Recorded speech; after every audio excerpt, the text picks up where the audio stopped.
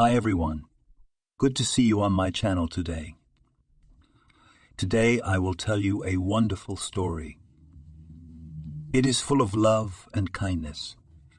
I hope you enjoy it and I wish you an enjoyable viewing experience. Thank you. It was a beautiful December day and Elizaveta was late for work. It was the second month since she, an ordinary village girl of 18, had been appointed foreman. Although everyone said that this labor is slave and thankless, Elizabeth was very dear to the new appointment and tried not to let down the head of the unit, Alexander.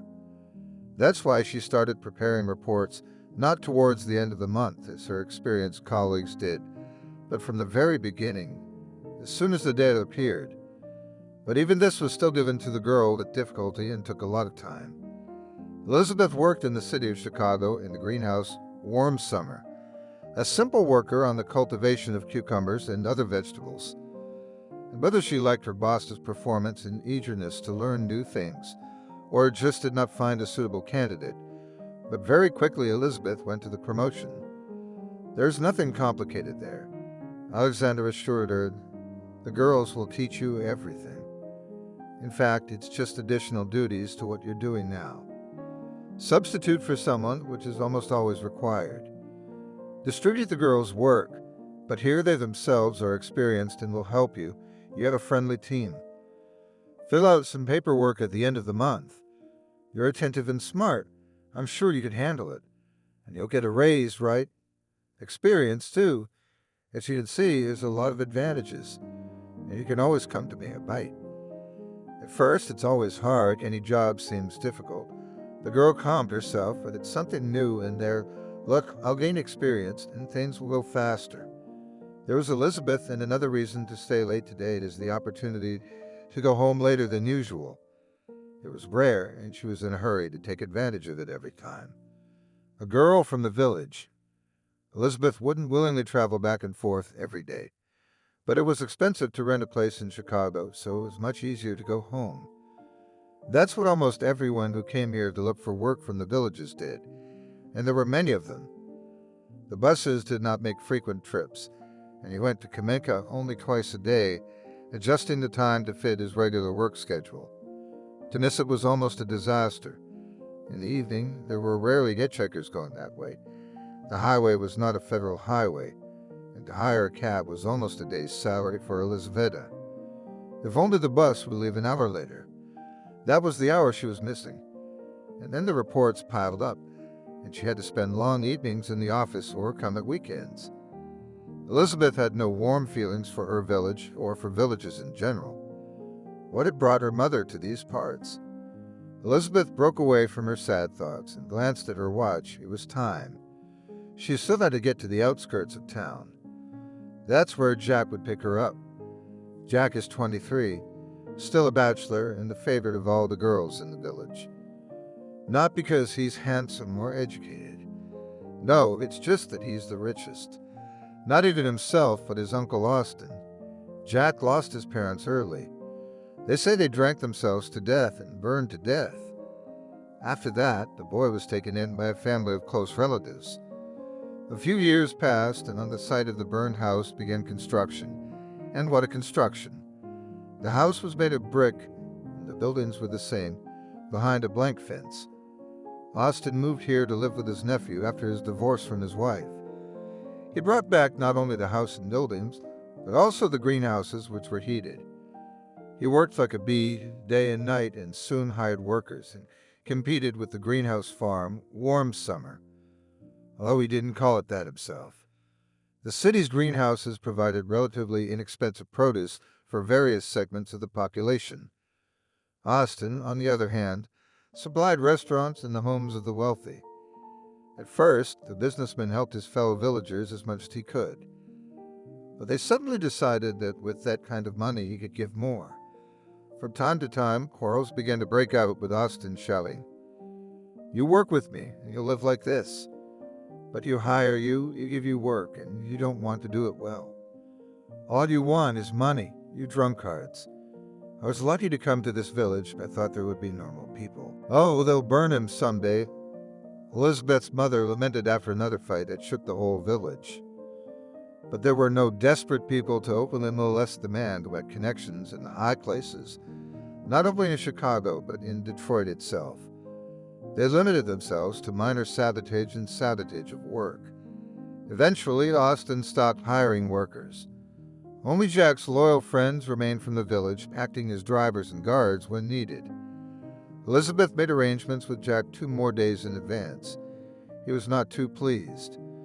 The pretty girl was known to be unattractive. What the guy wants will not give, and he himself has plenty of money. But he had to give in. His uncle told him to help his own with the little things available. He said it was good for business. Jack didn't understand what was good in it, but he didn't dare to contradict his uncle. "But I'm not going to follow you to your greenhouses," he gritted his teeth in response to the girl's request. "Dangerous highway, waiting in vain." This year's winter was warm and snowy. There was enough snow cover to keep the plants from freezing, but it didn't cause people any trouble with its frequent cleaning. Elizabeth caught the penultimate city bus, then walked a couple of kilometers, enjoying the mild weather. This was where the streetlights in the city ended. There was no snow and no wind either. New Year's Eve was just over a week away, and there was already a fabulous holiday spirit in the air. A quarter of an hour passed from the appointed time, and Elizabeth began to slowly worry. The highway to the exit was empty. Not a single car had passed in either direction during this time. She reassured herself that the road was unpredictable, and Jack could be delayed. But other thoughts popped into her head, suggesting that the villager was a traitor. She didn't dare to call him, so as not to distract the man behind the wheel. After another quarter of an hour, she dialed the phone. "I didn't go anywhere today. My uncle canceled the trip." Jack hummed and disconnected. Elizabeth froze in bewilderment. Was it really so hard to call and warn her? Or at least drop a text message? Though they, rich with cars, could not care less about the problems of the girl. They live in the same village. Now she regretted calling late. A couple of cars had already left for Adelanto. No way to catch up. It was past 8 p.m. Even those who worked late had left. In desperation, the girl wanted to call a cab, wondering if she could afford the expense. Maybe she should go back to work and spend the night in the locker room. There was a shower room there. It was not very comfortable to sleep on the floor, but it was bearable for one night. But the city buses don't run anymore either. Cab out of the darkness, and at that time, oh miracle. A cab appeared on the horizon. An ordinary car with a yellow, decorated with checkers on the roof. Elizabeth waved her hand, wishing that if it stopped, she would go. And if it doesn't, she won't call anything else. She'll walk back to work. Tomorrow she'll sleep there longer. There's no time for traveling. The cab slowed down. There were 2 passengers in the cabin, one of them in the front seat. A woman and a girl, judging by their clothes. "Would you take me to Adelanto?" Elizabeth asked. "We'll stop at Pompeii on the way," the driver said, either asking or asserting. Elizabeth nodded and quickly got into the back seat behind the passenger. Pompeii village was on the way. It would take long to stop by. Cab drivers picked up people every so often. No surprise there. They rode in silence, only the women exchanging a few minor phrases from time to time. Tired Elizabeth dozed, the eagle-eye pendant on the driver's mirror swaying in time with the traffic hypnotic. The only distraction was the scent of fragrance, cheap, permanent, embedded in the cabin. The cab driver turned off the highway and was soon driving down the main street of Pompeii. "Drop us off here," said the woman in the front seat. "It's all snowed over. You'll get stuck. But walk, it's not far." "Here you are, thank you." Elizabeth didn't even open her eyes. The cab driver wouldn't take her any farther anyway. He'd wake her up. They were driving again. The engine rumbled peacefully. Suddenly it stopped. Elizabeth woke up, opened her eyes, realizing where she was. Darkness swallowed up the details, leaving only the outline of fields and trees. And then her door opened sharply. Strong hands pulled the girl out of the car, and she felt the pain of a blow to her stomach. Her breathing stopped. Elizabeth frantically grabbed the frosty air with her mouth. She was paralyzed by fear. With some remnants of consciousness, she realized that now her hands were tied. The face of the man who was carrying out the manipulations was hidden under a black mask, which allowed to see over the eyes, such as military men wear in movies. All the rest of his clothes, hat, jacket, gloves, pants, were also black. It was as if a ghost stood in front of Elizabeth, at times dissolving into darkness. The girl screamed. "Fool," the ghost said in a hoarse, unfamiliar voice, and struck another blow in the same place. Elizabeth felt her hat being taken off and a rag being placed in her mouth and tied at the back of her head. The intruder dragged the girl towards the trees and pushed her so that she fell on her back. Leaning over, Elizabeth began to beat him with her arms and legs as far as she could in her position. The man straightened up again. "You're hot," he said, watching the girl try to crawl away. Then he grabbed her legs and pulled her toward him. His jacket was pulled up and the snow burned coldly against his back. Elizabeth wriggled, trying to roll over onto her stomach so she could get up and run away. Through the horror of the situation, she finally realized what they wanted to do to her. Elizabeth then tried for a long time to forget what happened to her next. She resisted as much as she could. And then, closing her eyes, through the monstrous pain, she tried to memorize what the body pressed closely against her smelled like. The smells were specific. She would recognize them if she met them. She could distinguish the scents perfectly. Elizabeth had already memorized the voice. Her musical ear could not be fooled by the hoarseness. She lay there as a helpless doll even when it was over. The torturer took his time getting up, pulled on his pants, and shook off the snow. Then he sharply set the girl on her feet that they shrank, and Elizabeth collapsed to her knees. The cold chained her body from the outside, the hot pain burning hot iron from the inside. He untied her hands. "Get dressed," he shouted in a commanding tone. "I'll give you 2 minutes or I'll leave without you. You'll die here." She thought she didn't care anymore, but self-preservation was stronger. Elizabeth crawled out of the snow onto the hard road, pulled the gag out of her mouth with shivering frozen hands, pulled on her jeans, and zipped up her jacket. She wanted to cry to get out of all the dirt she'd been dragged through, but she had no strength. The assailant helped her to the car, put her in the front seat, tied her hands again, put a black blindfold over her eyes. The engine rumbled and the cab started on its way. He took off his balaclava and looked at the victim sitting next to him. Too bad her eyes were blindfolded. He wished he could look into them now, but otherwise he couldn't remember the car and her face. He took off the eagle hanging from the mirror and threw it in the glove compartment. He'll dump it somewhere later. He completed the task he'd been given. He turned to the back seat, where a woman's purse was lying. Probably a card and money in there, but he'd been given strict instructions not to take anything. Not to embezzle a penny. Yeah, okay, he thought, I'll have to be patient for the sake of my future job. And actually, it was even interesting. I'll have to do it once in a while for a change. Satisfied with the result, he started the car and drove out onto the highway. Another car followed him. A village is not just a type of settlement, it is a way of life, a way of thinking. A world where everyone is at each other's fingertips, where you live by the opinion of society or society expels you. In the city, you can afford independence of action, to do as you see fit. The village will not forgive such a thing. Difficulties of family relations almost home. The rest of the way the girl spent in a stupor. The cab turned off the highway and soon stopped. Elizabeth sat like a statue. She did not know what to expect. The back door slammed, then the door on her side opened. The cab driver pulled the girl out of the car onto the hard road again.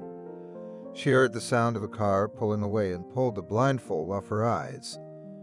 The girl was sitting under a road sign that read Adelanto. Her hat and purse were lying next to her. The ice-covered road glistened in the light of the streetlights. A little farther away, the simple wooden houses of the outskirts of the village glowed yellow. The girl had warmed herself in the warm car, and now the cold was slowly touching her body through the denim again. Realizing that everything was over, Elizabeth burst into loud tears, covering her face with her bound hands. The world around her ceased to exist. Someone's hands picked her up again, and she screamed with all her might, "Elizaveta, Elizaveta, calm down, it's me." He introduced himself, but Elizaveta could not grasp the meaning. The voice was familiar, so it must be one of her own. "Jesus, who did this to you? What happened to you?" "Come on, get in the car, I'll drive you home." At the sight of the car, sharp pain again pierced the lower abdomen. Elizabeth was panic-stricken. She began to scream and burst out, not realizing what was happening around her. She was dragged, carried, led. They gave her something to drink. She didn't resist, she just wanted it to be over soon to be left alone. Outside the village, in a vacant lot, two men met. They were both guys of about 25. "What's the point?" One of them said, "What if she recognizes you by your voice now? Couldn't you do it quietly? Anyway, as long as she's in the village, you can't go in there. I'll try to get her out of there as soon as possible, preferably for good. Her parents are fruit. All it takes is a little singing in the ears and some rumors among the youth. What's to worry about? She can't prove anything. You're a fool, Clem. The army hasn't made you any smarter. I don't want any trouble because of you. Henceforth, perform your tasks clearly and without amateurishness." Elizabeth awoke from pain and nightmares and fell back into unconsciousness. They rubbed her face and body, forced her to drink something, tried to lift her up, but left it a futile endeavor. Gradually, the pain receded, sleep became calmer, and reality became more real. The day came when the girl herself got up from the stinking damp bed. She threw on a robe and came out of her cubbyhole of a room, even without a door, fenced off from the common hall by a thin wagon and a light curtain. There was emptiness in her soul, no emotions. Her stomach rumbled demandingly. Her mother met her with a disapproving look. "You've had it," she said in lieu of a greeting. "Found yourself a job, haven't you? Instead of working quietly on the farm, got a little adventure on her. The whole village knows. I'm ashamed to look people in the eye now. I'd have been better off going straight to the whorehouse, and I'd have brought home more money. Or else I'd live in my own town and never come here. And now your mattress is just for throwing away. My dad and I don't have money for a new one. What are you going to sleep on?" Maddie was skillful at inserting insulting nicknames into her speech. Elizabeth leaned against the door jamb. Not the kind of feelings she wanted to fill the emptiness in her heart. "Mother, why do you hate me so much?" she asked in a trembling voice. "What have I done to you?" And she's asking, "You've ruined my whole life, going against people's opinion, running away all my life, showing off all my life. You're just a kid. You're supposed to sit down and listen to your elders, not speak your mind. I told you not to take that job. We don't have enough labor on the farm." No, she wanted to do her own thing. And now I'm a respected man in the village. I don't know how to look people in the eye. Do you know how long it took me to gain respect here? How much I had to endure? No, you're not interested. You don't care about anyone. Realizing that the cauldron in her mother's soul is already boiling and is about to explode, Elizabeth hurried to leave. She was followed by words which the intelligent woman, who had been brought up in a big city, had probably never known before. The girl went to the door, threw on her robe, slipped her bare feet into felt boots, and went out into the courtyard. The frosty air cheered her up. Elizabeth was used to hearing from her mother only reproaches and never praise. But now, when she felt particularly bad, she expected from a close and dear person at least some understanding and sympathy. I wondered how long a person freezes in the cold. She did not think about pain. There is no physical pain that would be stronger than mental pain. No one needs her, will just go away. No one will notice. But first she'd have to deal with Jack. Yes, and in general it would take him with her there, to heaven. Elizabeth assesses her condition. This thought gave the girl strength. She returned, walked confidently to the kitchen, took a piece of bread and poured water into a glass. Breakfast, of course, so bad, but an empty stomach will shut up. The aromatic smell of soup was starting to drive her crazy. Trying to ignore her mother's glances, I poured water into a large pot and put it on the fire. She'd like to make a bath, but she couldn't, so at least she washed in the hay. It's not so cold there. Don't grumble, she told her mother. I'll clean myself up and draw water. We don't have a man in the house. And she deftly dodged a slap. What a wretch! Maddie was indignant and glared at her daughter. You seem to be enjoying it. You're walking around like a fighter. The mattress had indeed fallen into disrepair. The yellow-brown stains were not particularly disturbing, but you can't smell it. Elizabeth sat down on a chair and propped her head with her hand. No, she couldn't be discouraged. She had to settle accounts with Jack. She found her purse and shook out the contents on the table. The papers were there, but the cash was gone, as was the card. Either stolen or taken by her parents, they're quite capable of that. There was still a small stash somewhere in the closet between the books. Elizabeth checked it, though why would she need money now? She twirled her phone in her hands. It wouldn't turn on because the battery was dead. She put it on the charger and found several missed messages from Alexander's boss. The last one said, "Get well. I'm waiting." So he'd been told everything. I should have written that she wasn't coming back, but he'd figure it out for himself in time. The world, colorless on waking, began to turn black. The aching pain in her lower abdomen was a reminder of what the girl dreamed of forgetting. Elizabeth burst into tears. "How is our patient?"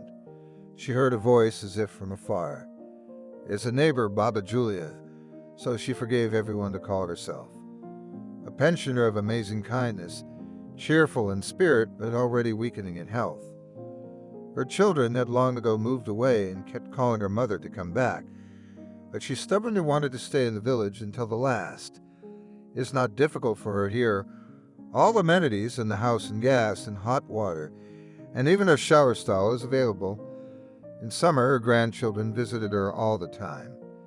Elizaveta sometimes helped the old woman with house cleaning. "How sick she is, the whore," Maddie said. She sasses her mother instead of apologizing. Elizaveta, oh, you girl." Grandma Julia put her arm around the girl's shoulders and pressed her against herself, which made Elizaveta cry even harder. "We will roll up the mattress and throw it away.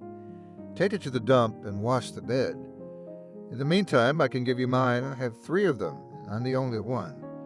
And you should see a paramedic, even though she gave you a week's sick leave. But you should have a proper checkup, no matter what. You've been lying down for 2 days. And she'll prescribe some useful pills. Oh, Elizabeth, life doesn't end here." The old woman soothed her with a melodious voice. Elizaveta sobbed and shook her head. "It's all Jack. Austin. And I took a cab. How else was I supposed to get there? Maddie, is Harry home?" Grandma Julia called out. "At least you could have made a bath for your daughter." "Harry's working, earning money for his family," Maddie said angrily, coming into her daughter's cubbyhole. She should heat it herself. She's not a little girl. Grandma Julia went out, apparently with Maddie. Elizabeth did not raise her head. She was oriented by hearing. She heard the footsteps leaving and a low, displeased whisper of the pensioner. Then the old woman returned. "Get ready, girl. Let's go to my place. I'll help you to tiddy up. Come on. Where are your things? Where are your clothes?" I didn't want to offend Grandma Julia. Elizaveta stood up, and soon the 2 of them were walking to the gate of the neighboring house. Under the watchful eye of the pensioner, Elizaveta began to come back to life. She came to her home only together with her because the enraged father was ready to kill his daughter in the literal sense of the word. It is unclear whether he was more angry about the incident or the bank card he had stolen from Elizabeth. It was quickly blocked when he tried to buy a case of vodka, paying in small amounts many times in a row. One way or another, Elizaveta was not used to sitting on someone's neck. Baba Julia persistently did not take money from her and even bought medicine at her own expense. It was time to act. The girl put the stones in the bag and practiced her swing. She stashed a sharp knife in her pocket. She gathered her courage and walked toward Austin's house. Jack was at the gate tinkering with his car. Elizabeth gave her an appraising look. No, it didn't look the same. It wasn't Jack either. The whole village had seen him that night, and he didn't sound the same. "Why are you here?" the boy asked mockingly. "You want a man?"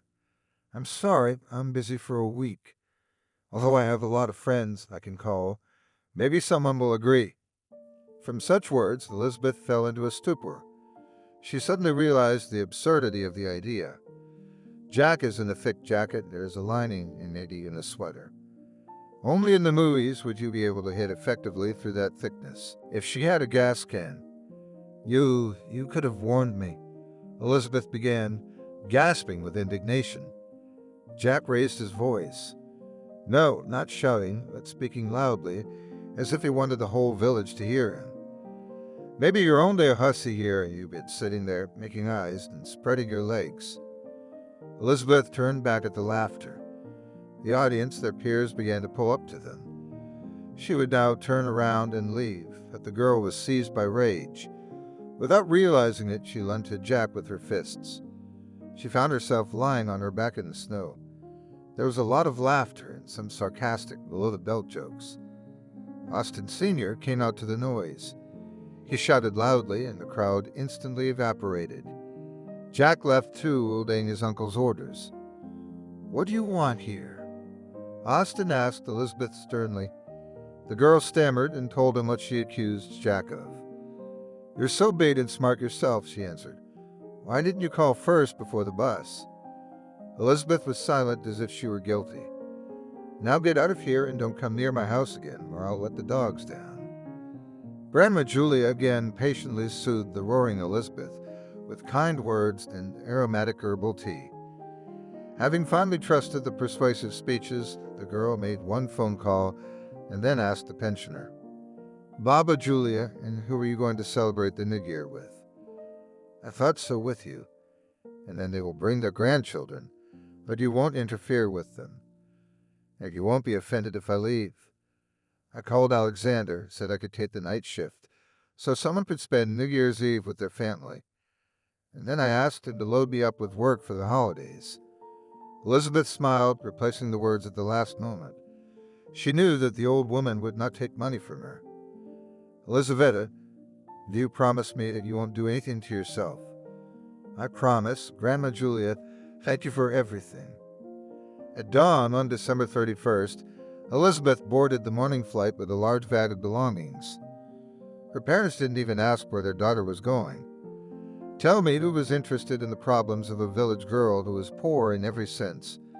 Who cares about the fate of those who are thrown on the margins of life? That's exactly how Elizaveta felt, unneeded by anyone, gathering her will in a fist to live on. Elizabeth pays a visit to Pompeii. Surprise at work. Elizabeth was met at the bus station by the boss himself. "You can imagine how happy the girls were that you were coming out." He reported to her the situation on the way. I briefly explained the situation to them, so the cot in the far back room will not surprise anyone. "Here are the keys, it's yours for the holidays. And the kitchen. Maybe you can even cook something. Go to the accounting office before lunch.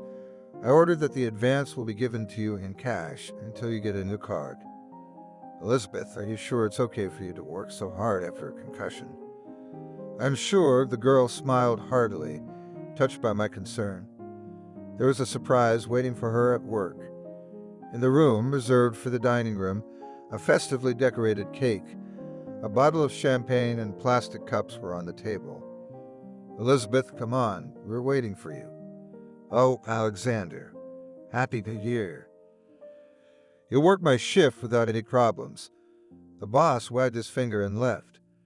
Before the holidays were over, Elizabeth found a small apartment in Chicago, where 2 other girls lived.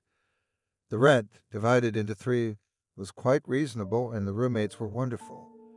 Several times Elizabeth called her parents, but not hearing a single kind word in response, stopped this activity. But constantly communicated with Grandmother Julia from her, learned all the news in the village, received support and advice. Life went on as usual. Find the offender, Elizabeth, on the one hand, wanted to forget that incident like a terrible dream. On the other hand, she kept coming back to the idea of finding the offender. What did she know about him? the color of the car's interior upholstery, and that if it wasn't distorted by darkness, the checkerboard pattern on the yellow taillight. The voice, the smell. Oh yeah, an eel dangling from the window. A little something to identify it. But there were female passengers traveling with her. Maybe they remember more. Yeah, sure, they must know the taxi company where the car was called. Maybe they remember the color and the license plate, or at least part of it. One winter weather day, on her day off, Elizabeth got off the bus at the Pompeii stop. The bright sun sparkled in the snowflakes, and reflecting from them, blinded her eyes. The girl walked to a place where the cab driver could drop off the female passengers. They said it was snowed in, no way through, but all 3 streets were well cleared. After wandering around the village, the girl came across a house that stood out for its decoration. Bright, colorful, decorated with fanciful carvings, it stood among the snowdrifts as in a fairy tale. The garland under the roof was flashing with multicolored lights. Huge light snowflakes on the windows flashed on and off. Homemade figures made of car tires and plastic bottles towered over the fence. Palm trees, swans, monkeys, what imagination people have. On this side of the fence, on the street side, stood a row of live Christmas trees. On their branches were piled huge homemade candies from cardboard and wrapping paper, and stuffed in cloth bags with drawn funny faces. A bunch of kids were frolicking on a small snow slide. Children were also swinging on the swing bench, having trampled a hole in the snow under their feet. The fence itself was decorated with snowflakes cut from paper, sometimes so crookedly that it was clear they were not made by adults. Starosta was a sign at the very gate. After a moment's hesitation, Elizabeth pressed the bell button. A deafening barking sounded in the courtyard, and soon someone asked, "Who? Does the headman live here?" Elizabeth asked in reply. "Come in. The dog is tied up," they shouted to her. Trying to keep her heart from beating frantically, Elizabeth cautiously went in. The woman standing outside the house encouraged her to come in. They don't talk across the threshold. Looking around, the girl was speechless. Everything seemed to be made of simple, ordinary materials, but how stylish and beautiful. Cute knickknacks and homemade paintings gave the room uniqueness and coziness. When she came to her senses, Elizabeth handed the hostess a box of chocolates and a gift pack of tea. "Happy New Year to you. I'm looking for 2 women in your village, but I don't know their names. They came here by cab about 2 weeks ago, late at night. Maybe you can help me find them." "I'd really like that." "What's your name?" the woman asked. Elizabeth, the girl, was embarrassed because she had forgotten to introduce herself. "I'm Selena." "Come in," Elizabeth into the kitchen. Selena sat her guest at the table, warmed up the pies taken from the refrigerator, poured 2 kinds of jam into vases, and put honey. She poured fragrant tea into mugs and then began to ask her questions. Elizabeth told a story she had made up beforehand. How she had gotten into a cab, and it turned out that she had no cash, and the cab driver wouldn't accept any other way. She promised to pay later, left him her phone number, but he never called. So now she's looking for him to pay him back. Maybe it wasn't entirely plausible, but nothing else came to Elizabeth's mind. She couldn't tell the truth, really. "Soon my husband will come. My granddaughter has gone sledding.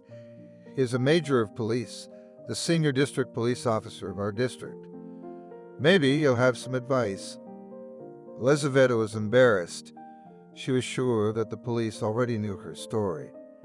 "No," she did reply herself, "they don't have their own district police officer in the village, and no one came to see her. But rumors are creeping. They creep into every crevice." Nevertheless, she didn't manage to slip away. Billy, who had come in from his walk, listened to the girl once more and then said, "Don't get upset. If a guy doesn't want to call you, you don't have to chase after him. You're a beautiful girl and very modest. Have some pride. And he doesn't owe you that money, but you owe him. Then it's his problem. Just forget this story and this meeting. You will have other young men more worthy." But Selena reassured the girl. "I'll ask around in the village. Leave me your phone number and I'll call you, even if I don't find out anything. Elizabeth thanked him for his hospitality and went home to Chicago. Billy gives Elizabeth hope. Billy called 2 days later and offered to meet at his office. He worked here in the city and drove back and forth every day, just as the girl herself had once done. I asked him, Elizabeth, if he owed him any money. Do you remember anything about him? A little, answered the girl, and told me what she knew. Yes, business, said the major. In the village we found no traces. There are no cameras at the exit in our direction. Why, they say the highway is not federal. Nothing. Now they'll scratch their heads. So I ran our tax scabs. There were no orders at that time in that direction. They themselves asked me to tell them who they have Levicom. Well, extraneous orders bypassing the cash register. And we don't use lights with checkers in our city. They all have either the name of the company or a phone number. What? No way at all. Quietly asked the girl, looking at the floor. Every word of the policeman seemed to open a scar on her heart. What did she expect, though? A miracle. Magic. You could write a statement to our police officer. You have one for 3 villages, as if he wanted to help, the major suggested, but it would most likely be a hang-up. Then why? Elizabeth asked. Thanks, Billy. Can I go now? Wait, we'll go out together. Already on the street outside the police building, the major continued. I shouldn't tell you about it. On the other hand, it's not such a secret. There were 3 more cases like this, all in our direction. Similar cab mode, dark time of day, deserted area outside the city. All the victims are girls from the countryside. 2 wrote statements, but then one withdrew. The other one kept biological traces of her attacker. We'll have something to compare it to when we have a suspect. Now I've instructed all my men to report as soon as there's any fresh information, even if it's at the rumor level. Made a request to the neighboring districts. They also now keep the situation under control. So, Elizabeth, I don't want to get your hopes up, but there are chances. And catch him and put him in jail. In case you remember any details, contact me directly. There were no words of consolation, but Elizabeth felt as if she had grown wings. She walked in thought, and if I had not looked for them, they would never have known, and how many more silent like me can there be? Nestled in the hay with a basin of warm water, Maddie rubbed the washcloth again and again until her skin bulled, trying to wash away the nauseating smell of work. The next day she would dress and go to soap it up again. Flashback chapter. Life as a married woman. Maddie. The road to dreams. Maddie, Elizabeth's mother, met Harry at the Agricultural Institute in her native Detroit. Smart, educated girl was brought up in a big city and was drawn to it.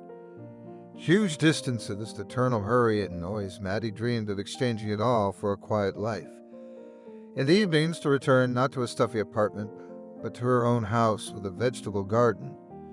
She would plant a picturesque flower garden and arrange a pond with an alpine slide, where she would rest her soul. She has seen one of these at her dacha neighbors.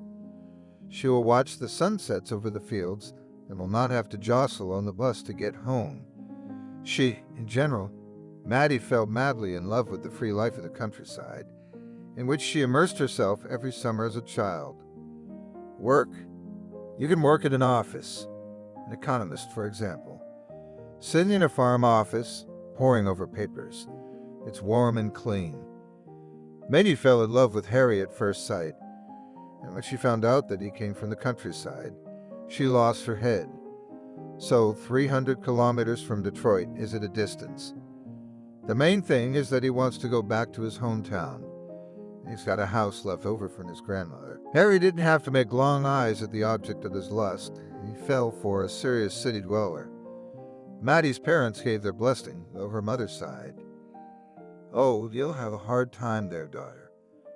I can't come to you once more.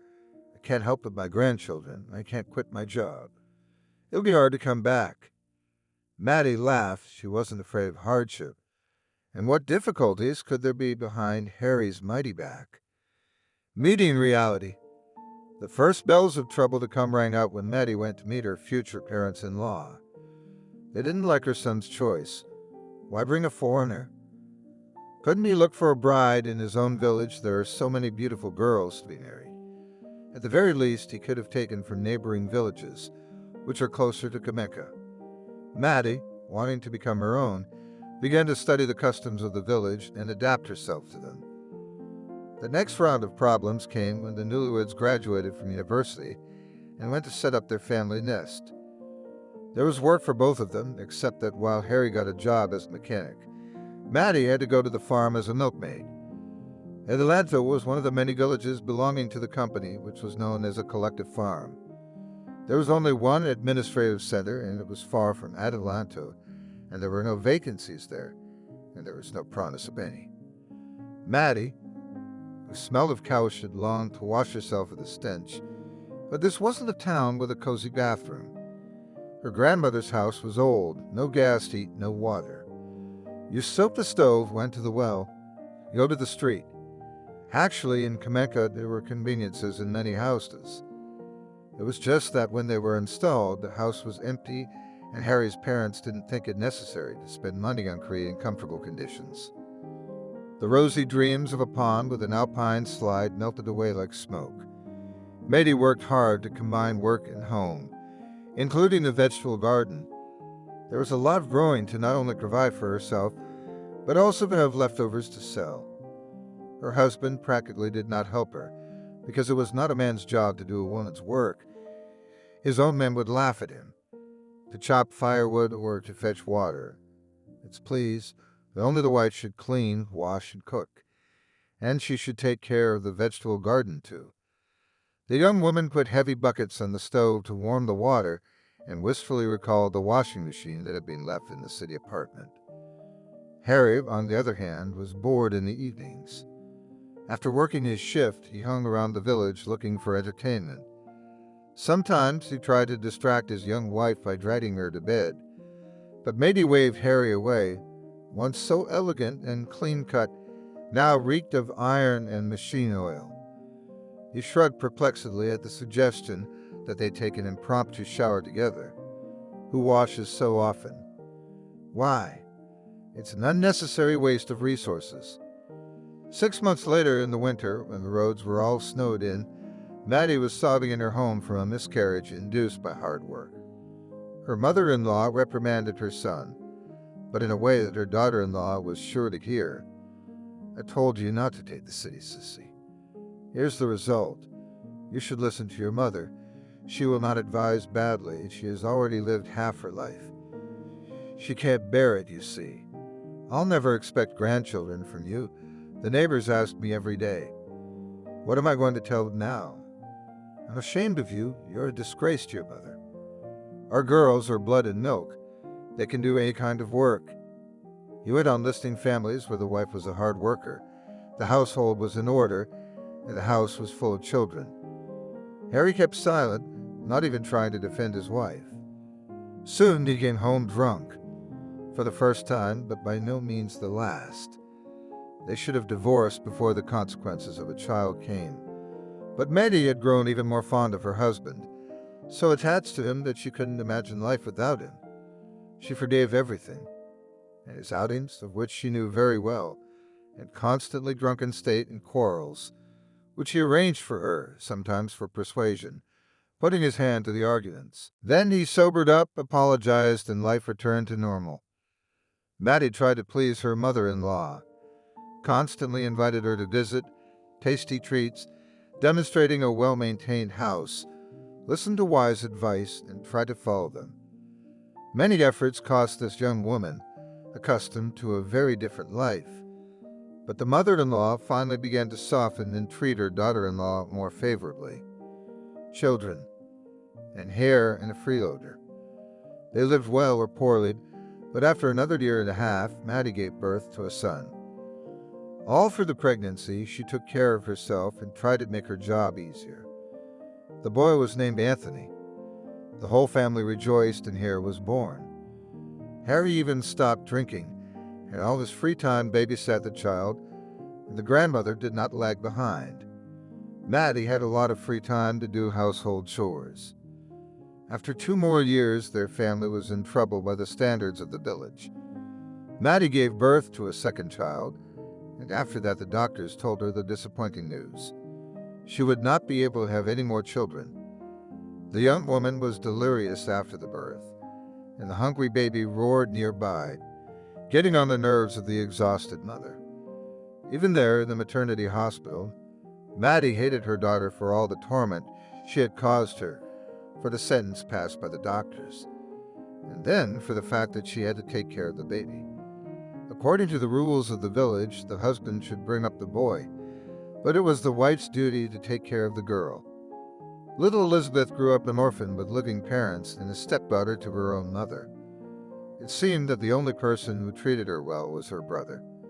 When he was still very young, he at first clumsily rocked the stroller, soothing her crying sister, then taught her to eat, dress, and other childish wisdom. Only 2 years difference in age, but how much experience he could pass on to her. How serious he was about his work. It is not without reason that they say village children grow up faster. Anthony and Elizabeth. Childhood. The years passed. Children, as it is supposed to be, grew up active fidgeters, had their own opinion on everything, and were not afraid to defend it. Only the attitude of adults towards them was different. Anthony was forgiven everything, and even admired a real man growing up. Elizabeth felt a beating for the same thing. But the boy did not stand aside. He constantly stood up for his sister, in front of his peers, then in front of parents, and sometimes not only with words, and hid her behind his back in the literal sense of the word. "Do not worry," he consoled Elizabeth, "you have me, and I will not do anything. And even if they do, I can give back." Elizabeth's birth seemed to break the cloudless way of life that had been established for 2 years. Harry began to come in drunk again, sometimes very drunk. The children became estranged from the local grandmother, and she reproached Maddie inappropriate education, often in public and in front of her son. All this did not contribute to peace in the family, and scandals and quarrels began, during which the children, having taken food from the kitchen, hid somewhere in the barn, and in the morning, having secretly collected their textbooks, they would run to the school bus. When they didn't have time, they stayed at home, skipping classes. Studying suffered, but who needs it in the village? There are no academicians here, and being a worker does not require much knowledge. The only bright spot in Maddie's life was her appointment as head of the firm. Now she sat in a small office here on the farm and worked with documents. Almost everything was just the way she wanted it. Maddie was very afraid that Anthony would start drinking like his father. He was already starting to ask her son to keep him company. Therefore, the woman convinced the whole family, including Anthony, that the best help to the family is not to stay at home, but to get a profession. After finishing 9th grade, the boy went to Chicago to study to be a locksmith, and then he was taken into the army. Elizabeth was left alone. Now, in case of anything, there was no one to protect her. She lay low, pretending to live by the rules of the village to avoid gossip and punishment. But her soul rebelled like a wild beast in a cage. The village mentality weighed on her. Maybe that's why, looking for a way out of the situation, Elizabeth became close to her distant grandmother, Maddie's mother. Maddie herself was very resentful about this. Doesn't her mother realize that she will spoil Elizabeth with her advice, that here is a completely different life, other rules, and requires a different upbringing? The girl herself, as if not dreaming of a quick escape from home, but decided, contrary to popular opinion, to finish 11 grades and go to Detroit to enter a higher educational institution. Her parents were grumbling that they would have to feed her for 2 more years, that Anthony was a good boy, and that the city grandmother had such a bad influence on Elizabeth. They seemed to have forgotten that Harry had done the same thing. Elizabeth had gone to school, but what kind of education is there in the village? According to the results of exams for the desired professions, the girl did not pass the competition, and where the points were enough did not want to go on their own, and therefore did not apply. Elizabeth decided to work for a year's study, retake the exam, and try to enter again. She found a job in Chicago. Elizabeth left thinking that she would never come back here again. She was wrong. In spring, her brother Anthony, a loyal friend and protector, was returning from the army. It was impossible for Elizabeth not to see him. Elizabeth tries to mend her relationship with her mother. Days passed, the 8th of March was approaching. The sun was warming the earth with its gentle warmth, and the first timid streams flowed down the sidewalks. The trees were coming out of hibernation, and the air was filled with the chirping of birds and the smell of spring. It was time to change winter clothes for lighter ones, to congratulate Grandma Julia from the bottom of my heart, to establish relations with my parents. In general, there were a lot of reasons to go to my hometown. There was no word from Major Billy, and Elizabeth did not call him. She had already resigned herself to the fact that this crime, like many others, would remain unsolved. It was much more important for the girl to establish her new life, and somehow to build bridges with the old one. Elizabeth had planned to visit home the day before. On the holiday itself she worked. She had specifically asked for it. She generally liked to work on holidays to celebrate them anyway, with no one to celebrate them with, and they were paid decently. The girl bought gifts and called Dasha in case she needed to bring something from the city. Elizaveta decided to surprise her parents. She arrived in the village by an evening bus to catch everyone at home. Adelanta welcomed her unfriendly. From the bus to the house is 1.5 kilometers. Elizabeth slung a large bag of gifts over her shoulder and walked quietly, enjoying the awakening nature. Although she heard that she had decided to go back home to her mother, had she had enough of walking? Did you bring her a surprise in your hem? Elizabeth turned around. 2 girls younger than her, brightly, almost vulgarly painted, with piercings in their nostrils, were laughing ostentatiously. The girl quickened her step and silently made her way home under the laughter of some youngsters. "Mom," she called out from the threshold, "happy holiday to you." She walked into the house, holding a large box of candy in her hand. It was only a small part of the gift Elizabeth had prepared for her mother. Maidie pulled her daughter away from her. "You better go," she said. "It's quieter here without you." Elizabeth put the gifts and presents on the kitchen table. She handed her mother the money, and she quickly tucked it into her pocket. "You know, Mom," the girl said sadly, "someday you will forgive me and love me, or just miss me and want to talk. Then just call me. I'll be waiting always. And I'll get my things and leave as you wish. Your things aren't there, don't bother. Dad threw it all away when you left." Elizabeth sat shocked. She wanted to ask why Mom was okay with it, but the girl already knew the answer to that question. Father would just use brute physical force. He always did that against those who didn't like his opinion. Just in case, Elizabeth went into her cubbyhole, opened the closet, and pulled out the desk drawers. It was indeed empty. Gone were her things from the hallway as well. Nothing left. Baba Julia once again poured balm on the wounded soul of the girl. "You leave your winter clothes here. I have a lot of space in the hay. Will not interfere with anyone. Do not be afraid. And thank you for the presents. I'd have kept them." Elizabeth shook her head. Some things were dear to her heart, and it was a pity to lose them. And buying new clothes was an extra expense, even though Elizabeth was not fussy. To distract herself from her gloomy thoughts, she offered to help around the house and asked for news. "How's your health?" the pensioner asked. "Thank God," Elizabeth replied, realizing what the old woman was asking. Pregnancy, which she was so afraid of, did not come. At least she was lucky in something. She had already peeled the potatoes and started the salad when Julia began to tell her the unpleasant part of the news. "Oh, they are talking about you, Elizabeth. They still can't calm down. It's the young people, or Jack and his company. To be more precise. He's lost his conscience. He has no respect for anyone in the village, neither the little children nor us old people. He talks dirty to our faces, spreads rumors behind our backs, and the young ones follow him like sheep after a shepherd. What have they found? He swindles money, takes little girls to the city for fun. His uncle keeps him from crimes like robbery, but not from his evil tongue, and the pensioner waved her hand sorrowfully. After a short pause, she continued, "You girl, you need to organize your life and, if possible, away from here. The people here are cruel, envious. This is not the village where I started my life." In the morning, the girl left thinking that she would never come back here again. She was wrong. In the spring, her brother Anthony, her faithful friend and protector, was returning from the army.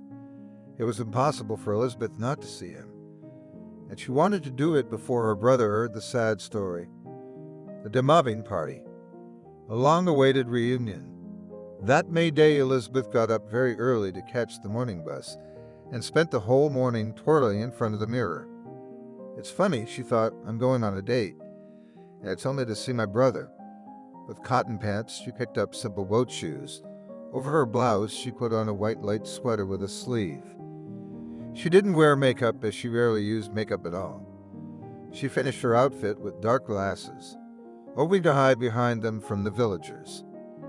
As she jolted on the commuter bus, the girl remembered their childhood friendship. How she'd come up with adventures, and Anthony, like a loyal knight, would follow her and then cover for her in front of her parents. How she missed him when he left home for 3 years to study in Chicago. How did he look now, pumped up and trim, or on the contrary, slimmed down on government food? Elizaveta let her jokes pass between her ears. She had already developed an immunity to them.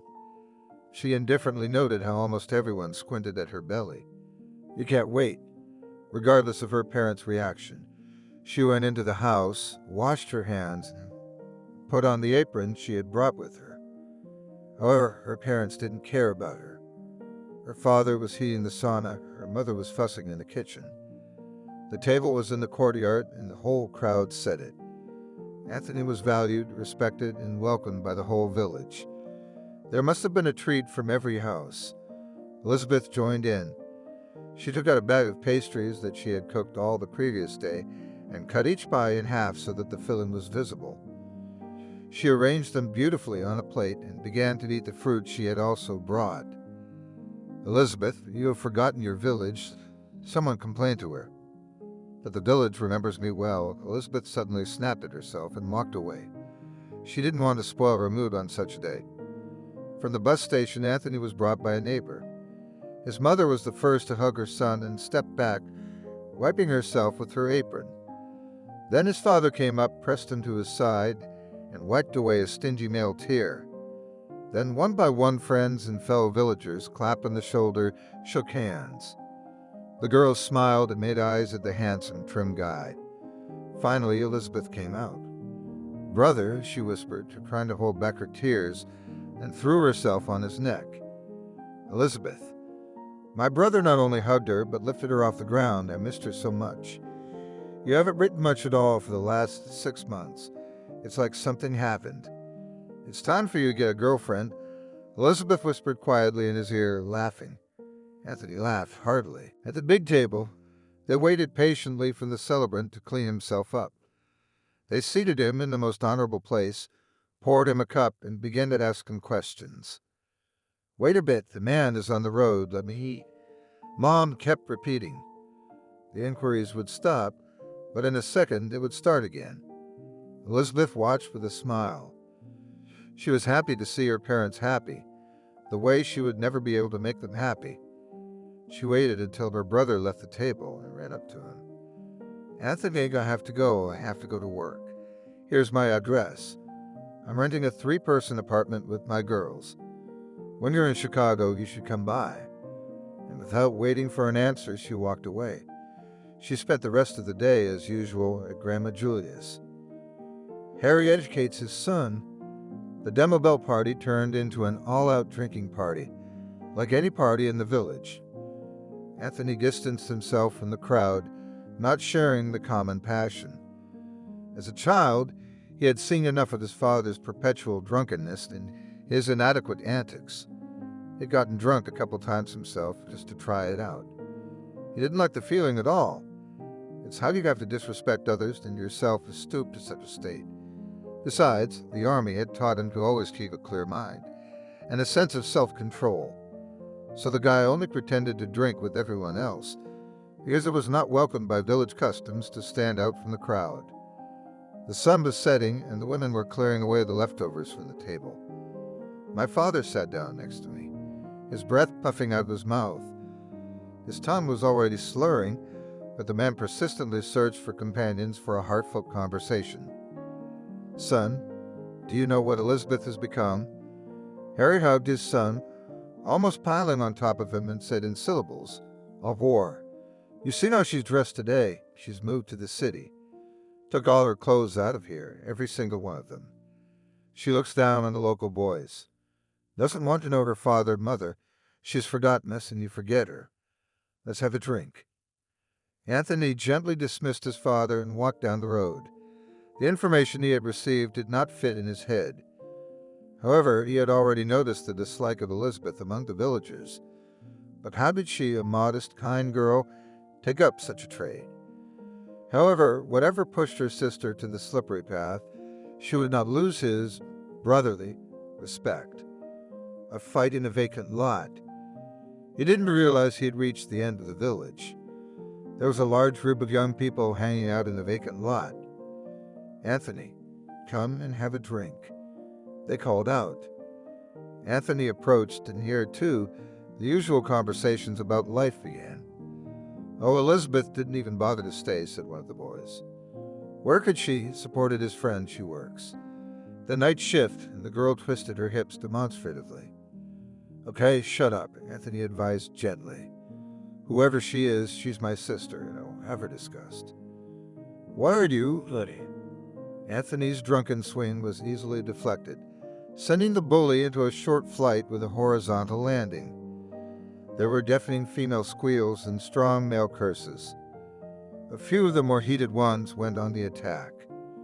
Still, most of the crowd prudently stayed out of the way, confining themselves to shouting. The rest Anthony scattered them like sacks of organic fertilizer.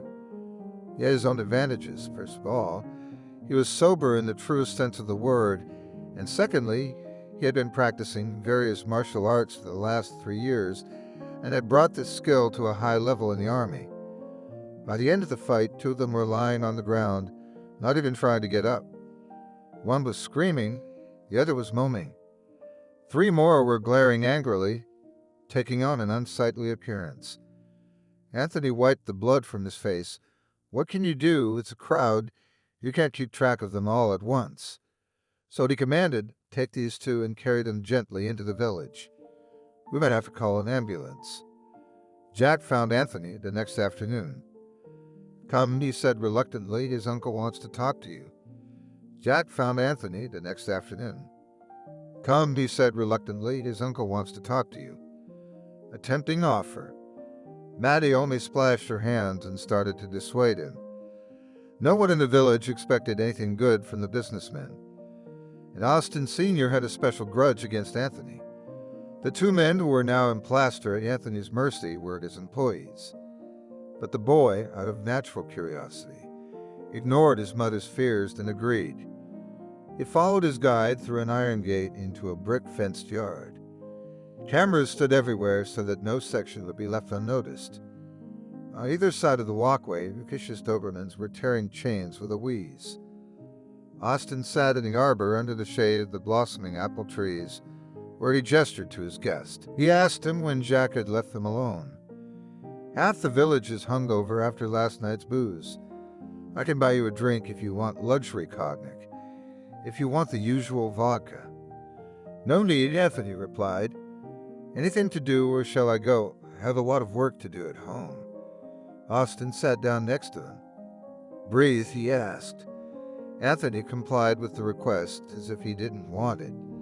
"So you didn't drink last night? That's what I thought. If you were drunk, you wouldn't have taken my boys so easily. Why are you a teetotaler? You know, I respect you. There's not many like you in the village. Mine were drunk. What do you want from me?" Anthony asked politely again. Austin Sr. returned to his seat and examined the boy with a scrutinizing gaze. He reacted calmly, waiting for his interlocutor to get bored. The silence lasted for a long time. "Did he drive the car?" Austin finally groped a pause. In the Army, I drove the chiefs, and they didn't complain, Anthony replied. Do you need a job? Will you be my courier? I mean, as a driver. Anthony thought about it. He was going to look for a job in the city. He was not satisfied with the salary at the local collective farm. But if the pay was decent here, it would be even better. It would be possible to stay with his parents for a while and help them around the house. The farm had fallen into disrepair without a strong male hand. But on the other hand, one small detail prevented me from agreeing at once. As far as I remember, you don't take people from our village, he replied, so why the sudden offer? I don't agree with the businessman, but now I don't have much choice. My guys are out of order at your mercy, and fresh produce won't be fresh for long. It's not good for business to disrupt orders, and it's hard to find a responsible, non-drinking driver on short notice. 5 hours one way, not everyone will do it. I'd send Jack, but I need him here. And he can't handle it, he's a naughty boy. What about money? Anthony asked. Austin grinned. Money-wise, I still owe you a deduction for the sick pay for those 2 misunderstandings. But I won't. It's good pay, you'll like it, better than here on the collected farm. Where do you want to go? Tomorrow morning. We'll have to leave at dawn or even earlier. Drive carefully, don't speed, I don't want any fines. Don't go anywhere and don't stop anywhere. You can rest at the delivery point, but you have to be back the same day. Come on, I'll show you the route. Anthony's on the trail of the assailant, a visit to the Major. One rainy Saturday afternoon in June, the bell rings at Billy's house. What can I do for you, young man? The Major asked the visitor. Come on in, you can't stand in the rain. My name is Anthony. I'm Elizabeth's brother. You remember her? She was attacked before New Year's Eve. Anthony went to great lengths to get his sister to talk. He had given Jack's involvement in the case a special significance, and he was not mistaken. Elizabeth should never have mentioned him to the Major. They would have been caught long ago. He sat down on the couch next to Billy and opened the photos on his phone. That's the yellow checkered lantern, he commented, and that's the pendant Elizabeth saw. Here's the balaclava. I could even put her in the car and she'd recognize the scent, but I didn't want to alarm her, so I gave her a real interrogation. Where'd you get that? Billy asked me sternly. In Jack's car in the glove compartment. Anthony, I understand your desire to punish your sister's abuser, but that's not enough evidence. No, it's not evidence at all. Look, Anthony continued, there were 4 cases. Elizabeth told me, don't be surprised. This businessman has 4 underlings, all friends of Jack's. Does that ring any bells? Maybe we could bring someone in. Well, I think we can get one, Billy said, but we'll scare the rest away. They'll turn on each other, Anthony exclaimed. Like spiders in a jar, or do you think every one of them was doing it in secret? Well, we can try. Do you have any idea who attacked your sister? Almost 100%. Clem is the only one from outside our village who lives in the neighborhood. I don't know how he got into that neighborhood. He's a real badass. It took a moment when he wasn't home and brought Elizaveta there. She says there's a peculiar odor in the room, a peculiar smell. His clothes were soaked in it. You did your job, just don't go vigilant. I wouldn't want to have to prosecute you. They're not offering you anything like that. Anthony laughed. They're not exactly idiots. They're pissed that Austin hired me, trying to set me up. But they're not exactly on the farmer's good side. You worked for Austin? The Major asked in surprise. Anthony, what army did you serve in? You see, here's the thing. It's a dangerous assignment, but I have to offer it to you. Undercover. Anthony fumbled for a hidden panel in the wall and carefully opened the door disguised as the far wall a closet. For a couple weeks now, he'd been exploring the house and Austin's lot up and down, trying to remain undetected. The case was not simple. Cameras were hanging in places of free access. Alarms were coming to the doors of important rooms, and necessary documents were under special protection. Even earlier, Billy had put him in touch with people in the narcotics division. Austin Sr., a chemist and biologist by training, had long been under their surveillance, and there was plenty of circumstantial evidence. But the court needed more hard evidence, but they couldn't get it, even with the searches. And after them, the department received a reprimand for harassment of small business, and an order to leave the businessmen in peace. The only hope was for a fellow person inside.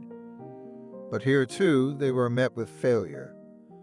Austin didn't let outsiders near him, hired only native villagers, and most often shy girls, to work in the greenhouses. Recruiting them was a hopeless endeavor, Jack's buddies even more so. Anthony was a gift to the department. They had been instructed, given a few practical training sessions, supplied with the necessary equipment, and given a pretty young Lazen, whom Anthony supposedly began to court. By now, however, his work could be considered finished. He found 2 laboratories for the manufacture of powder, places of storage of raw materials, and ways of approach to all this goodness. Took samples. Identified dealers and suppliers, maybe not all of them, but enough. Recorded some important conversations. Installed a spy program that put computers under remote control. There's more than enough evidence. All that's left is to organize everything to bring down the underworld at once. He was offered to finish the job so that he wouldn't accidentally discover himself. But Anthony insisted on continuing. 2 things were bothering him. First, he had not discovered the stash of money, and there must be one.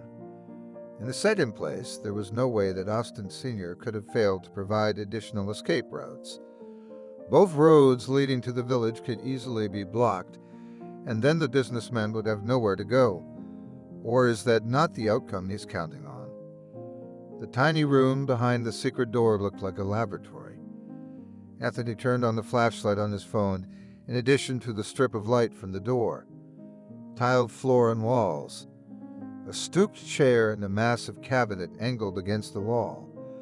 Wires dangled from the ceiling. Either this room wasn't needed, or it had been recently equipped with the intention of expanding production.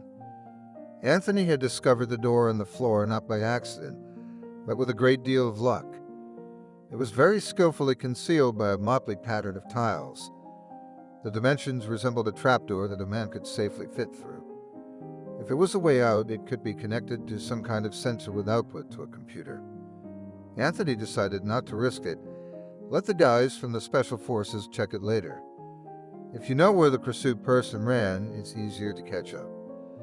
The guy straightened up, put the phone away, turned to the door. From there, from the border of light and darkness, the muzzle of a gun was staring at him.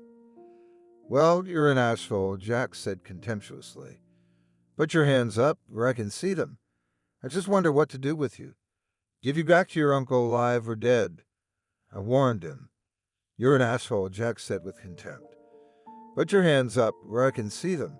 I just wonder what to do with you. Give you to your uncle alive or dead." I warned him. Negotiations. "Well, it will be problematic for you to bring me alive, and it's a little early for me to be a corpse. I still have things to do," thought Anthony, following Jack's orders.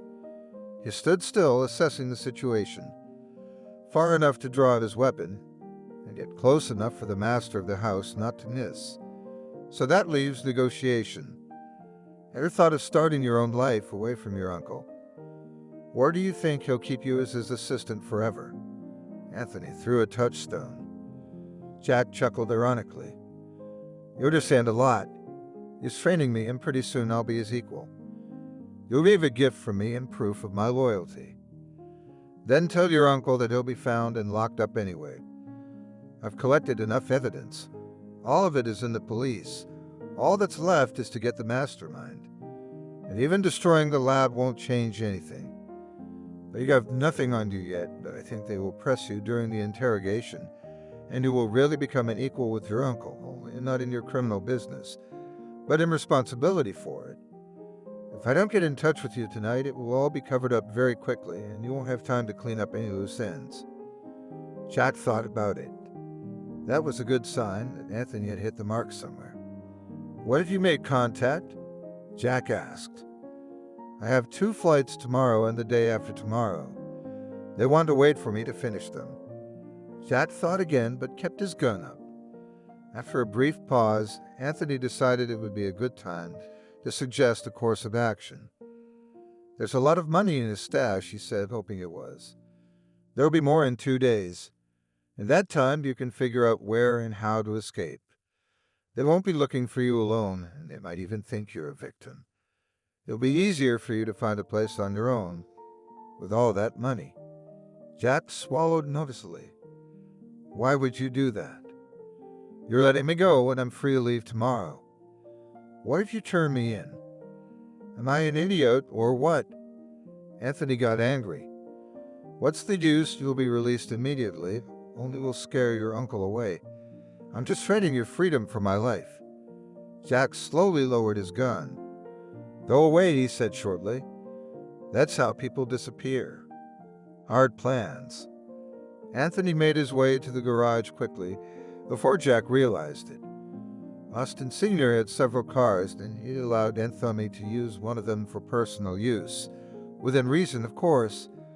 The boy threw a yellow flashlight, an eagle chain, and a balaclava into the glove compartment of his assigned car. In the same place, he put a couple of ropes found in the garage, and another one he stuffed into his vest pocket, carefully rolled up. Having traveled a part of the planned route, they stopped. He got out of the car suddenly. It was bugged, and informed the charming liaison about what had happened. Checked if it would be convenient to quickly use a stun gun and a knife. Then he got back in the car and continued on his way. Partly he wasn't lying to Jack. Getting the whole foursome involved in drug distribution was problematic. A lawyer could defend even his nephew, say they were working blind, thinking they were hauling vegetables like Anthony. It's only if Austin turns himself in, but he's a tough nut to crack. Which means everybody's gonna walk free. No, not everyone. There's already a file on 2 of them, and the girls who victimized them weren't the least bit shy. They're definitely going to be brought in. That leaves Clem and Jack. With the latter, the case would have to be left on its own, as the court decided. But Clem worried Anthony much more. The confession. Anthony knew the daily routine of each of his accomplices. He met Clem leaving his village on his bike. He turned the car across the road and blocked his path. What are you doing? Taking off his helmet, Clem asked. Get in the car, I have something to do. Clem looked, hesitated, but sat down anyway. Anthony locked the doors, then slowly drove off. As he walked, he pulled evidence out of the glove compartment. Do you recognize it? He asked. You use these things as disguises and distractions. I threw that eagle away like I was told to. I could hear the fear in Clem's voice. So someone really wanted me to see it, and that's why they brought it back.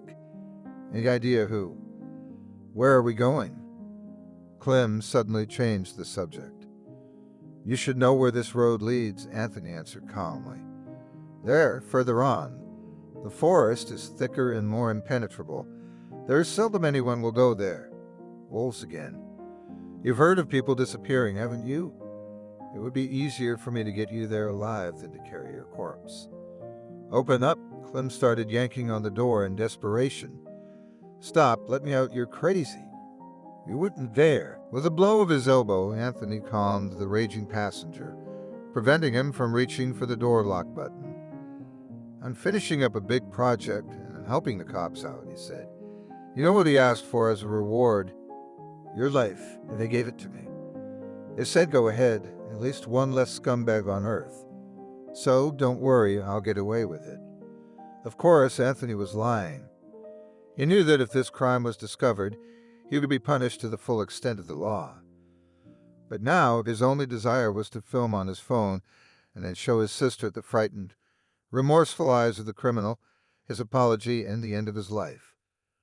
Listen, Clem suddenly shrieked. I was forced. All I wanted was to get a job with this rich man. And Jack said that only through him. Then if he recommended, Uncle will not refuse. But in order to do that, I had to pass a loyalty test. Like they all did. To be bonded, to be a brotherhood. They filmed it on their cell phones and they showed me how they did it. Anthony slowed down in surprise. Do you have that tape? Your own or someone else's? No, Jack kept it with him. To keep us from sneaking out.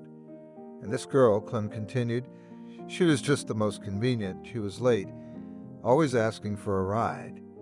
So Jack figured out how to pull it off, waited until she got on the highway and told him about it and called me. He wanted to get rid of me. Anthony wished he'd turned his phone on record. He hadn't expected Clem to crack so easily. He thought he'd have to interrogate him in the woods. He set off again. Where did you pick up the women? No, they were girls. They weren't from around here. They didn't know anything. Jack told them something, gave them money, so they agreed. And then he took them right away. It was to make sure she wouldn't get in an empty car. She's a scaredy cat, Jack said, cautious. Look, I've told you everything. Let me go. Well, if you want some money, I got some saved up. Anthony was beginning to lose control of himself. He was filled with anger and hatred. In a way, it was for the best, he thought. It would be easier to do what he had planned. But he had overestimated himself. Clem must have been watching his reaction for a long time and waited for the moment. He spun the steering wheel sharply and immediately hit Anthony in the back of the head so that the guy's face crashed into the steering rack. Anthony lost consciousness. Clem dragged the emotionless driver into the forest line. Anthony is right, walking here is really rare. Then got into the car and drove to their meeting point. There he changed the car for his favorite bike and drove to the Bogadirev's house. Spiders in a jar, leaving the iron horse at the gate, Clem ran into the house. In the soul swelled rage and desire to strangle the traitor. He looked around the room. There were so many doors, including secret ones, where he'd find Jack. A brilliant idea, he thought, occurred to him. The Blatant song that had been set as the telephone ringing sounded incessantly, irritating the already agitated Jack. He had thought over everything Anthony had said, and was now hurriedly moving the money from the stash into his black backpack. He should have handed over the traitor when Jack realized that he fell asleep every time he drank with him. But he wanted to catch him red-handed with proof. So today he managed to discreetly switch Anthony's drink. But if the cards were dealt differently, so be it. Uncle won't be in till late afternoon. What better time to make a getaway? And waiting for the money to arrive is an added risk. Less is better, he's had enough. Clem walked toward the ajar door at the sound of the bell. He had never been in this place before. Cautiously stepping, he entered the room and froze with a sagging jaw. This much money he'd only seen in movies. He whistled and lost the effect of surprise. Jack turned around, then glanced briefly at the gun lying on the table. Shit, he'd had the misfortune to put it so far away in the way of his belt. It was farther away from Clem, though hidden in the darkness. What are you doing here? Jack asked his buddy. He grinned wickedly. You gave me up, didn't you, asshole? You thought you could take me down with someone else's hands, didn't you? And it didn't work. Or you tried to run away. Look, you'll never get out of here.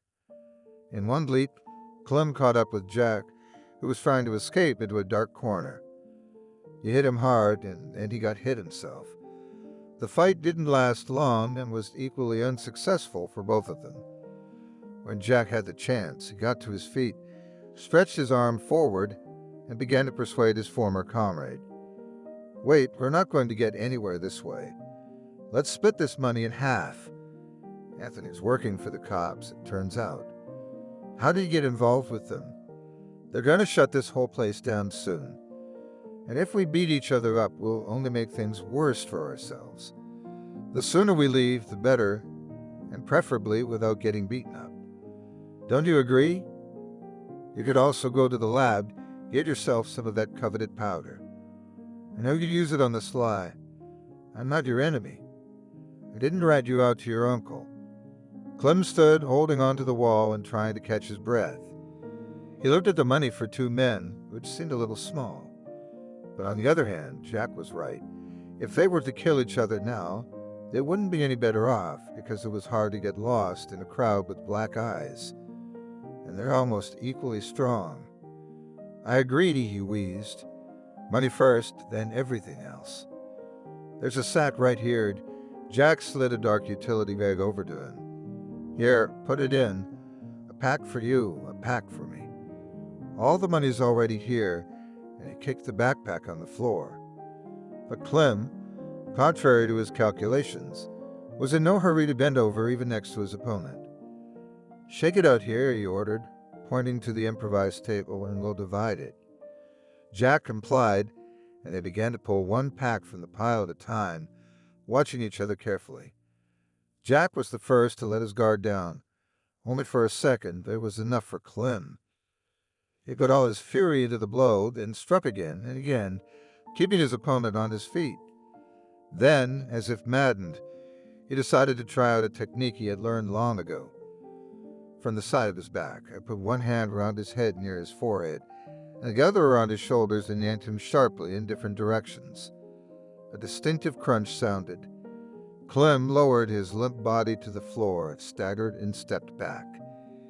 He only now realized what he had done. He looked at the money, quickly threw it into his backpack, and rushed to the laboratory.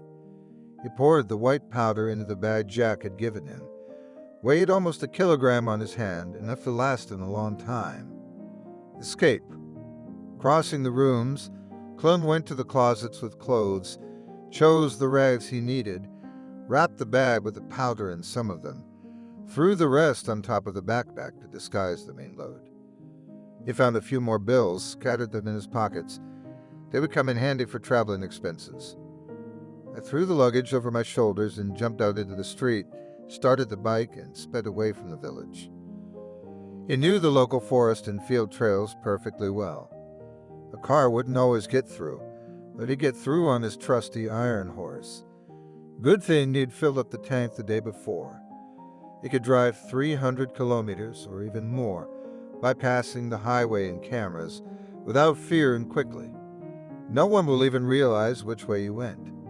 And then he'll figure something out.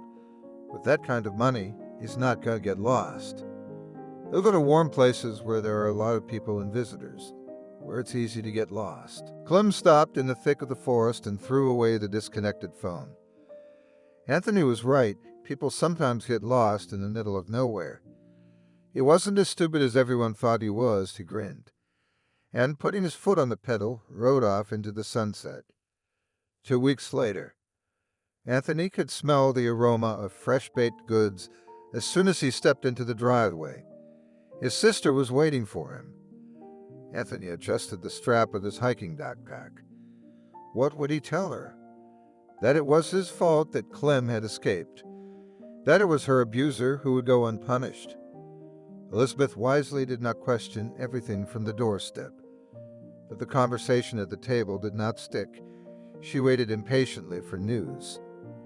It's all over, Anthony began. The whole network was covered.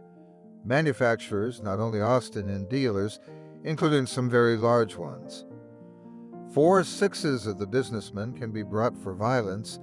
In Jack's phone, they found records of all the crimes. 2 were in custody, but Clem got away with the money, alas. You said 2, but there were 4 of them, right? Elizabeth clarified. Jack got off. Anthony grinned. They got him off because he's going to spend the rest of his life in a wheelchair. Completely paralyzed, fractured cervical vertebrae.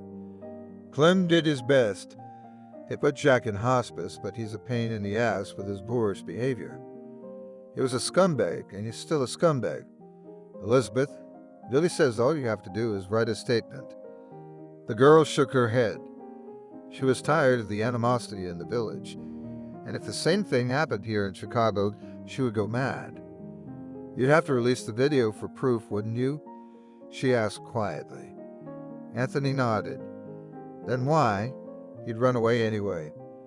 They'd find him eventually, Anthony assured her. There's an APB out on him.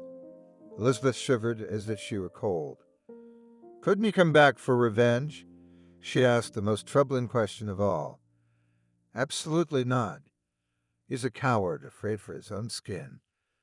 No, he'll hide in holes for a long time, praying not to be caught.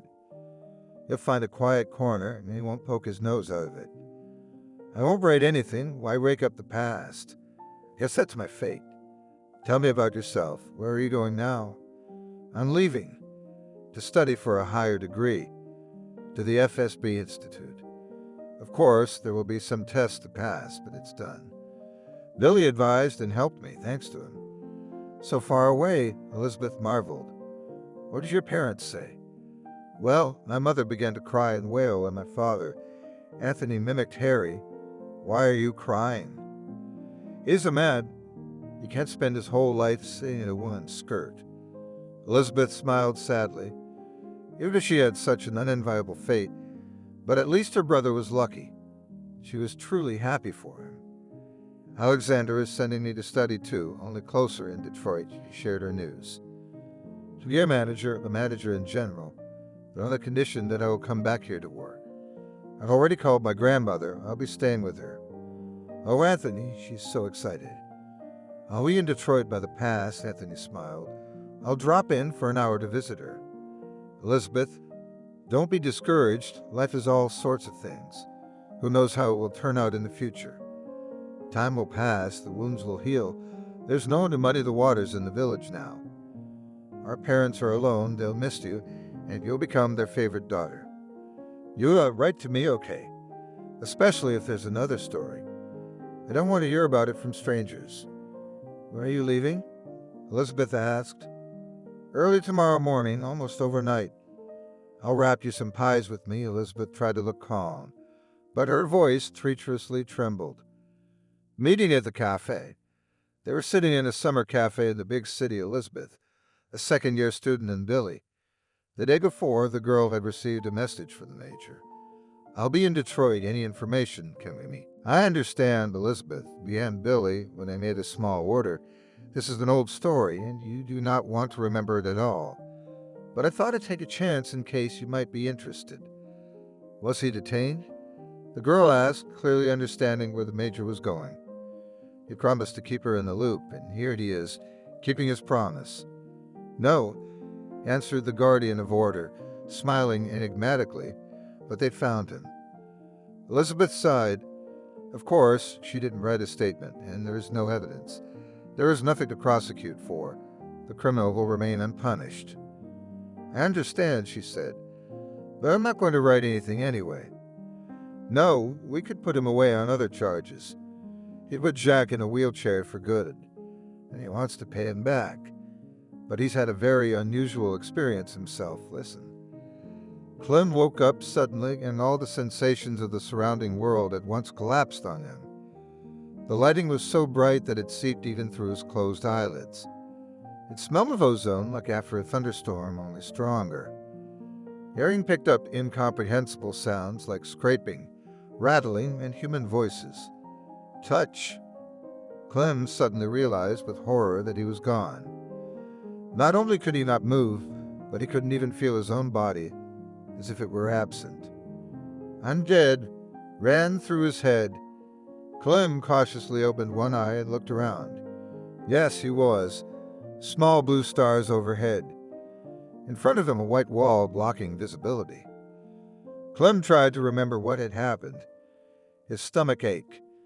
No, of course, he had had a nagging pain before for a long time. Probably 6 months, but Clem had not rushed to the hospital. He had his own tried-and-true remedy, a magic powder he'd stolen from Austin. But here it cramped all at once, so much so that he couldn't see the light of day. I had to call an ambulance because I wanted to live. They groped him, examined him, and rushed him into surgery. It was either an ulcer or appendicitis. So that's what it is. Now he just woke up on the operating table. Clem had heard of such cases, but he didn't think it could happen to him. He tried once more to move his arm or leg, to turn his head sideways, but his body wouldn't listen. Well, it's cool to wake up on your own operation, thought Clem. The main thing that the anesthesia did not stop working. The sheet only interferes, but nothing not to look. But at least listen. It is interesting. what the doctors talk about. They say they are discussing girls. Clem turned into hearing, and soon the speech of the surrounding people became clearer.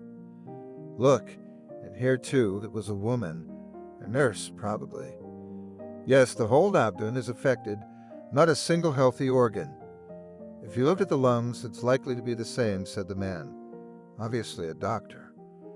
I don't get it. It's a lot of pain. How did he live with it? A woman's voice again. How? Do I have to explain it to you, Julia?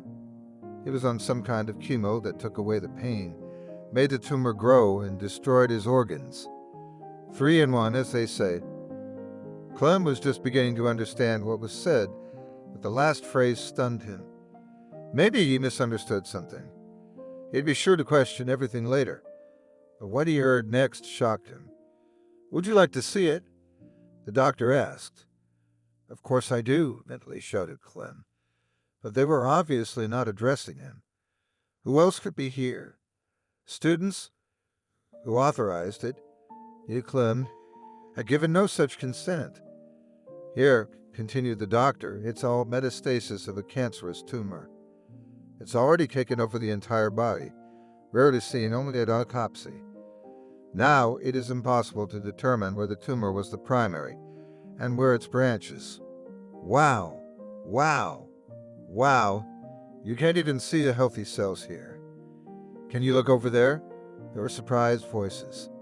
Clem mentally yelled to stop this outrage.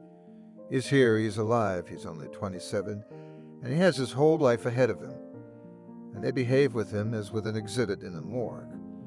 He's going to stutter after saying that, and he'll file a complaint against those soulless doctors. I understand, Elizabeth, began Billy, when they made a small order. This is an old story, and you do not want to remember it at all. But I thought I'd take a chance in case you might be interested. Was he detained? The girl asked, clearly understanding where the major was going. He promised to keep her in the loop, and here he is, keeping his promise.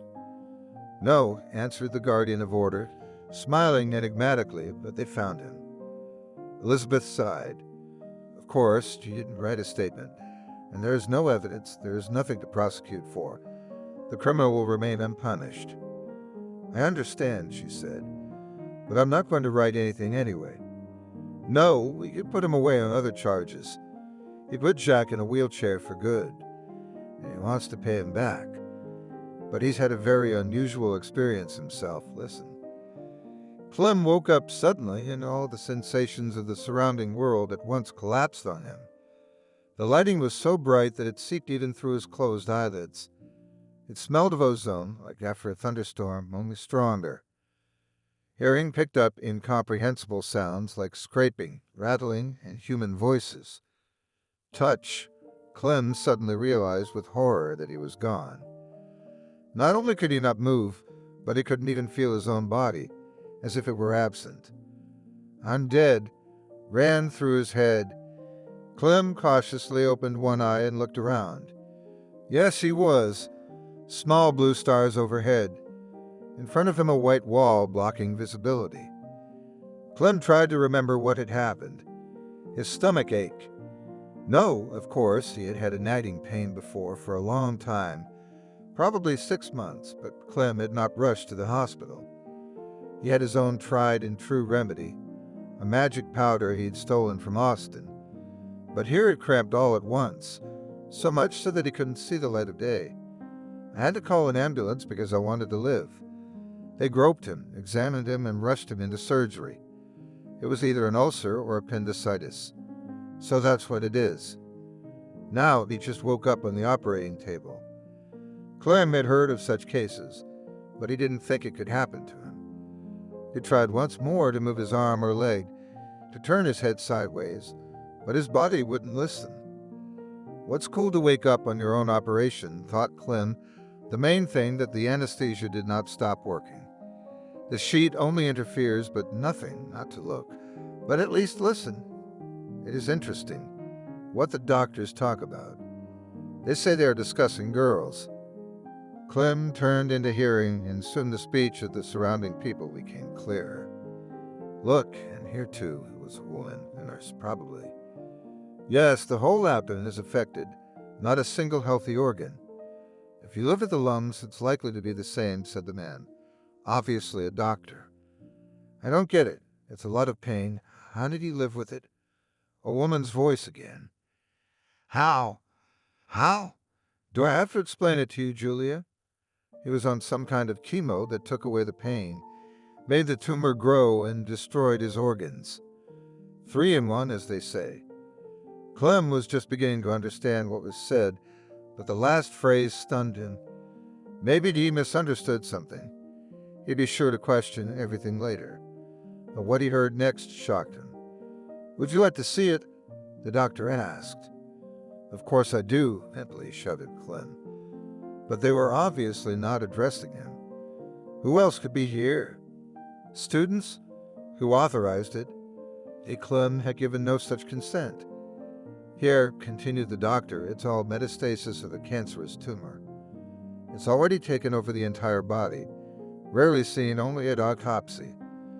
Now it is impossible to determine where the tumor was the primary and where its branches.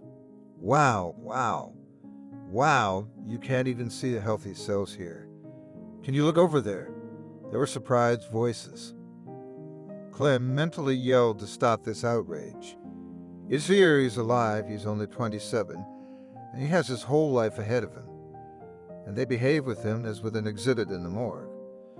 He's going to stutter after saying that, and he'll file a complaint against those soulless doctors. So, to cure him cannot be already. There was a timid girl's voice. Clem froze, but also only mentally. Alas, Nana, I'll tell you all more, the doctor spoke in a calm, casual tone, as if he was lecturing in the classroom, not standing next to the cut man. I think you all realize that his body is already working at the limit of its capabilities, what is called breathing on the lamplight. And any operation is a colossal load. In this case, it turns out that we have loaded the whole fractured organism. I really hope that the heart will still withstand a little more and will not become here on the operating table. As for recovery, he doesn't have the strength and ability to do it anymore. He's not coming out of the ICU. And if he doesn't even wake up, that's the best outcome for him. Oh, look, he seems to be blinking. One of the students exclaimed fearfully. Let's check it out. That confident voice entered the conversation for the first time. Well, young man. Then Clem saw the face, if you can call it eyes, between the cap and mask. After a brief examination, the doctor summarized. It's nothing. You just woke up. It happens. Theoretically, you cannot even immerse a person in sleep. It is done to protect his psyche. Otherwise, they hear anecdotes and take them as truth. Let's fix it. No, tried to resist Clem, feeling his consciousness slowly shutting down. But his thoughts, albeit loud, were of course not heard by anyone. Clem woke up again and saw the white ceiling. 2 IVs connected to both arms. Twisted his head from side to side. It moved only a little. Something was in the way. He tried to lift his arm, but he pulled only his hand off the bed and dropped it back down as if it were filled with lead. He exhaled noisily. The fleeting movement took all his strength. A conversation overheard at the surgery came to mind. His heart clenched and jumped, sending an icy wave through his body. Clem made several more attempts to move. All of them were given with great difficulty. Incredible fatigue as if chained his body to the bed. Could it be that everything that had been said then, he had not dreamed? The horror of the situation came on slowly but inevitably. For the first couple of days they talked to him, questioned him. Talking quickly became tiresome, and the questions Clem asked remained unanswered. And then they lost interest in him. It was as if he had become a soulless doll that had to be cared for, a simulator for numerous students. Clem was thrashing around in rage. Mentally, attempts to turn around on his own were painful, and sitting down was dizzying. And after these attempts, students and female students invariably came running and put the fallen-out tubes back in. But the worst torment were the dreams. In them Clem invariably returned to his native village, walking in the fields, hanging out in clubs, riding a bike. Sometimes he could smell the oil and gasoline, the taste of freedom, and he'd wake up. Days went by. He didn't feel any better. It didn't get worse either. Anger was replaced by despair and fear. Clem began to howl loudly in his voice. A nurse would come and add something from a syringe to the drip, and he'd fall back into the dreams he dreamed of escaping. All Clem could do now was think. The brain worked actively, then plunging into visions, then realizing reality. Cruel and already unchanging. That's the story, Dilly said. How does it feel? Do you want to look into his eyes now? Is that possible? They won't let you in the hospital. But I talked to the doctor, and he said he'd let me take some pictures. On your word of honor, and only on an exception basis. Is that okay with you? Elizabeth took the phone and looked at the pictures of the flabby, tattooed body, taken from the waist down and stuffed with tubes. The next pictures showed a close-up of the face. There was horror and despair in a stare that looked nowhere. A face contorted with anger stared into the lens. Her abuser realized the situation he was in and had no illusions. Did he repent? It didn't matter. Elizabeth had never thought that someone else's grief could arouse positive emotions in her. She thought that only immoral people were capable of such a thing. But now the girl felt, if not joy, then relief. It was as if from her shoulders fell the rest of the heavy load that she had been carrying for more than 2 years, which had built a wall between her and almost all representatives of the male sex. It was as if the door to freedom had swung open all the way, and now she could start her life anew, smiling in the spring. She was no longer afraid. How long has he been like this? In the hospital, Elizabeth asked. About 10 days now. His heart is young, strong, even on minimal nutrition. Couldn't you take him off all that? Elizabeth asked. Well, to stop the agony, because this is not life. Doctors are loyal to the Hippocratic Oath, and according to the law, it's a criminal offense, unless the family consents, and I'm not sure, but they don't care about him. They're probably sick of him. We just have to wait for the body to give up on him. Do you think we should tell Jack about it? The girl hesitated. Her mind said that she couldn't be so cruel, that the boy had gotten enough. But her feelings, alternating from pity to contempt, said otherwise. I think no, she said at last. Let him continue to think that his abuser lives at his pleasure. Thank you for watching this video to the end. Subscribe to the channel. Like it, write comments if you like the story, and see you on the channel.